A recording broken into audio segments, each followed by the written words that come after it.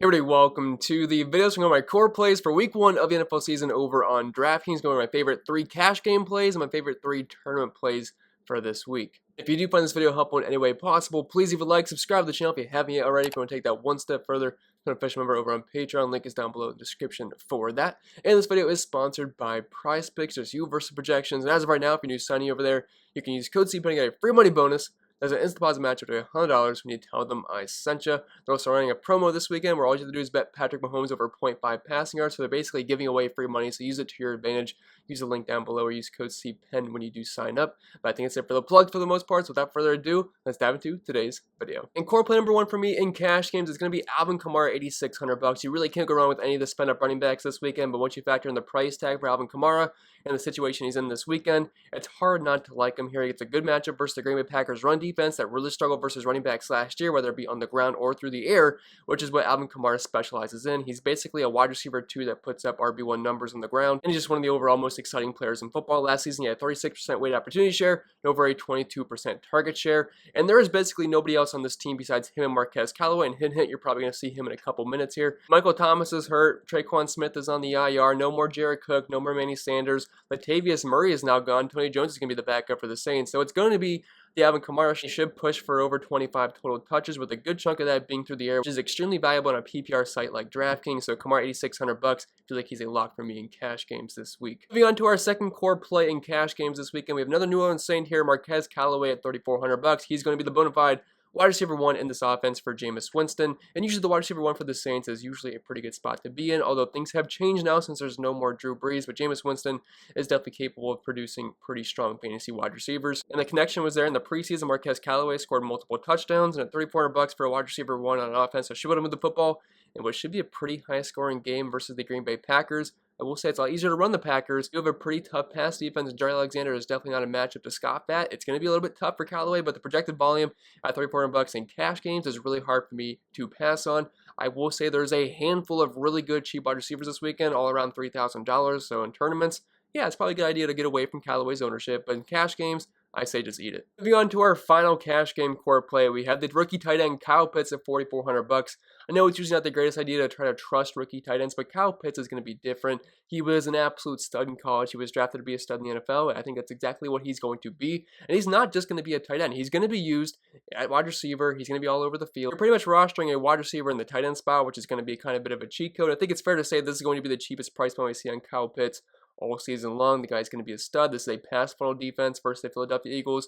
Pretty tough on running backs, but they can struggle through the air. And the Falcons are no strangers to airing the ball out each and every single game. Last year, they averaged around 40 pass attempts per game. I don't think it's going to change too much here, as I don't think they're going to run Mike Davis into the ground every single play. So I expect a lot of balls to be thrown here. I think it's going to be a pretty high-scoring game, like the full-on game stack here. Big fan of Matt Ryan, Calvin Ridley, and Kyle Pitts stacks. Ran back with a guy like either Smith, Rager, one of the tight ends for the Philadelphia Eagles. $4,400. Take advantage of this because we're not going to see this price point for very long. Moving on to our GPP core plays. Now, I think James Robinson's going to be a bit of a hybrid here because I'm kind of struggling on where I think he's going to land in ownership, because this was last season. James Robinson, $6,400, getting like nearly 100% of the snaps, only running back in the backfield versus the worst defense in all of football, especially versus the run.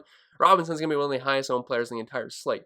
But now there's concerns with Urban Meyer here that Carlos Hyde, Duke Johnson are going to be involved, which they certainly are. James Robinson is not going to see last year's volume, but he's still going to be the lead back here, and I'm projecting around 20 total touches, which is just fine at $6,400. So this matchup is absolutely amazing.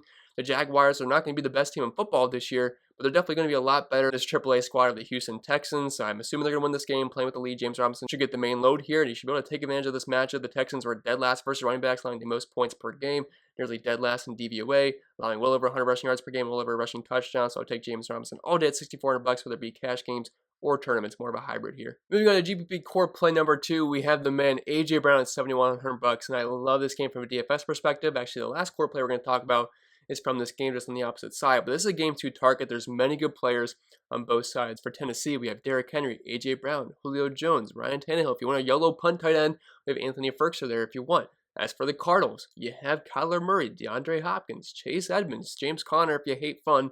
Then you have Christian Kirk, even AJ Green, Rondale Moore. It's a pretty loaded game. We have a 52-point over-under here, 3-point spread. Should be pretty back and forth. Both teams played at a pretty fast pace last season, and Ryan Tannehill definitely has shown that he has plenty of the upside. And the addition of Julio Jones to this offense is definitely going to boost it. It was good last year. I think it's going to be good once again. Now, some people might be worried that it's going to take away some targets from A.J. Brown, which, sure, I get it, but you got to keep in mind they also lost Corey Davis, so they were pulling away targets, added a new guy. So, they still had Corey Davis, and they added Julio Jones. If that was the case, yeah, it'd be more of a mess here. But A.J. Brown, Julio Jones are going to be the two alpha dogs here. If I had to pick one, it's going to be A.J. Brown for me. He's younger. He's more explosive. I feel like he's going to absolutely crush this secondary. He has a huge weight advantage on all the corners that he's going to see. I'm talking like massive weight difference. Should body them up, and I think he's going to be a major threat in the red zone here. We know Julio Jones in his career has never really been much of a threat in the red zone, so A.J. Brown's going to be the guy there.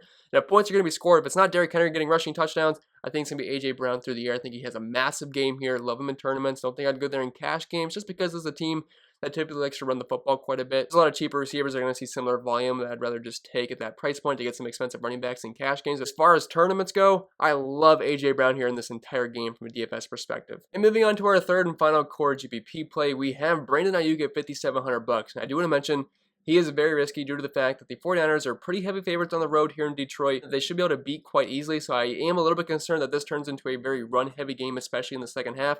But to put up all those points, they still have to get there. I think Brandon Aiyuk could do some damage versus one of the worst secondaries in all of football. They're ranked dead last, 32nd DVA versus the pass last season, allowing over 45 Draftkings points per game to wide receivers, which was the third most in the NFL, and around 200 receiving yards per game with over a receiving touchdown. I realize technically he could be the third receiving option here behind Deebo Samuel and George Kittle, but I think Aiyuk is definitely the most dynamic between him and Deebo Samuel, and I love the talent here. I love second-year wide receivers. I think Aiyuk's going to absolutely break out this season, similar to CeeDee Lamb. Now, not quite like CeeDee Lamb because he's not going to get that volume because the Cowboys throw the ball a lot more.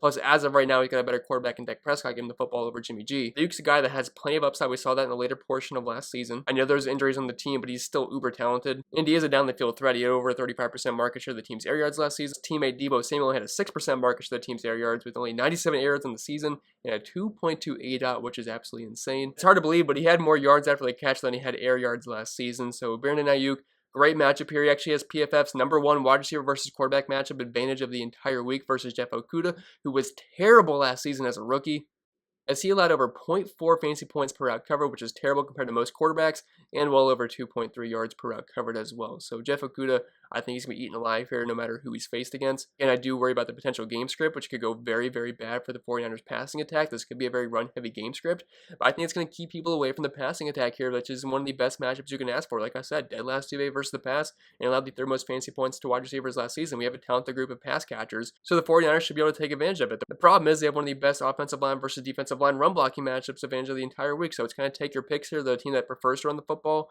But if Brandon Aiyuk can pop off for a deep touchdown, I would not be surprised. Like I said, he's the deep threat in this offense. So I think Aiyuk, he's a fine tournament play. I would not play him in cash games. I think the upside is there at lower ownership in tournaments this week. But with that being said, I think that'll be pretty much it for the video. So I hope it was helpful, and if it was, make sure you leave a like. It really does help me. I know it's something small, but the more you guys interact with the content, leaving likes, leaving comments, and all that fun stuff really does help the channel out quite a bit. I had a lineup building video that I posted earlier today, and my final thoughts on Friday. First look video if you want to check those out. So I'll be doing content throughout the entire season. And if you think you're going to stick around, you might as well hit that subscribe button, which also does help me out quite a bit. If you want to take that one step further, become an official member over on Patreon. Link is down below in the description for that. You get access to my entire spreadsheet, which has projections, ownership projections, my optimizer, and a bunch of other stuff in a Discord community. We have over 200 people over there. We'd be more than happy to have you. Don't forget this video was sponsored by PrizePicks, so make sure you take advantage of that Patrick Mahomes promo that they're offering this weekend, where all you have to do is get over 0.5 passing yards. It's basically free money, so use it to your advantage. Just use code CPEN and tell them I sent you for an instant deposit match up to $100. I think that'll be pretty much it. I will stop rambling, and I'll see you guys in the next video, and I wish you all the best of luck for week 1.